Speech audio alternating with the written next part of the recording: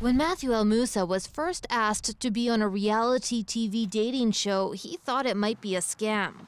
But indeed, the single 40-year-old farm boy with Finnish ancestry was just what producers were looking for. Hi. How are you? The Finnish show, roughly translated as Farmer Wants a Wife in the World, was shot before the pandemic and just aired in Finland.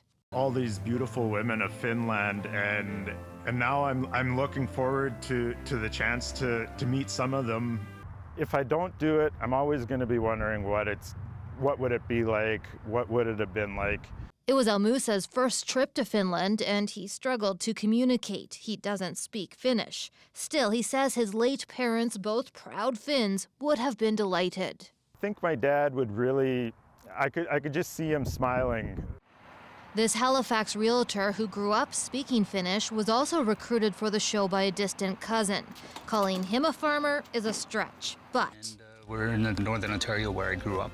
Roy Risnan had plans before the pandemic to open a rural bed and breakfast with a Finnish theme. I've also been, single for some time now, and, I thought maybe it's time to meet a nice girl again. As cameras rolled in Finland, they whittled down their choices to 3 each.